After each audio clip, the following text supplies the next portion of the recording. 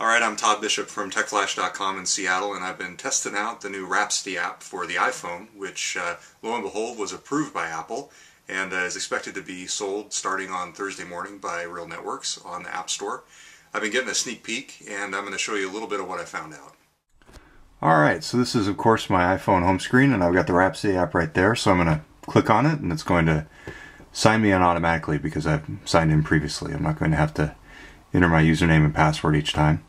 And it's going to bring me up into the queue of songs that I've been listening to lately. Now, just as background, this is a subscription service, not a pay-per download service, so this requires a $14.99 a month subscription to the Rhapsody to Go service. Now, Rhapsody is offering a free 7-day trial to try and get people to try the service out. Now, of course, the downside of subscription services is you pay a monthly fee, but you don't end up owning the songs.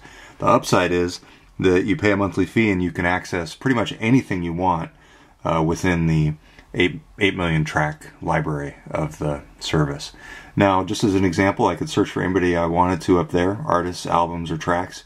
But just to show some of the discovery elements, I was at the Tractor on Monday night and I saw Dave Alvin, and I want to learn a little bit more about him. So you can go in and see his top tracks, and actually this is a good one. I tend to go into iTunes frequently and search by popularity, sort by popularity of the particular tracks when I'm learning about a new artist. And I know music purists would scold me for that, but you can see the top tracks here.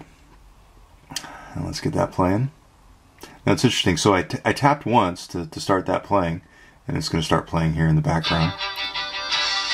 So, but what happens if I tap and hold? Well, here it is. So tap and hold, and it brings up a menu. Now note, you can do different things within the app itself in that particular song. But look at this. Buy from iTunes. Kind of notable given the fact that you weren't really sure whether Apple was going to be approving this app. It's interesting that Real Networks chose to create the in-app purchasing model based on the iTunes rather than trying to create a service inside to sell the songs through the Rhapsody service itself. So you got that.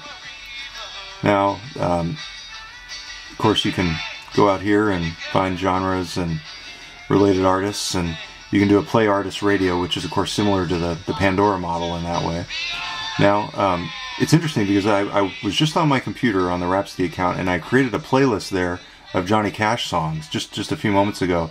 So here's what's interesting. So I go into my library and my playlists, and it actually has synced up through the service that playlist that I created. So I can tap there, and it'll just play it.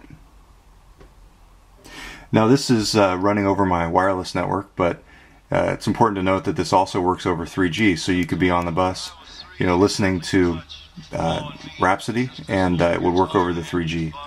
Now the downside is you could be on the bus listening to Rhapsody and wanting to check your email, and so you hit the iPhone home button, go out to the home screen, and as you can hear, the music just cut off. And that, of course, is due to the iPhone's lack of multitasking for third-party apps. Now, one of the upsides of the iPod functionality in the iPhone is that you can play it in the background while you're doing other things.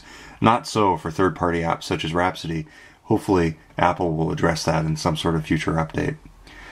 So that's the basics of the Rhapsody app. We're going to be following this one closely. It'll be interesting because it's going to be somewhat of a gauge of the potential for the acceptance of subscription services on the iPhone and iPod Touch platforms, something that hasn't traditionally at all been native to those particular platforms. So it'll be interesting to watch this one unfold and see whether or not it gets the kind of uptake that Rhapsody and Real Networks are hoping for. I'm Todd Bishop with TechFlash.com.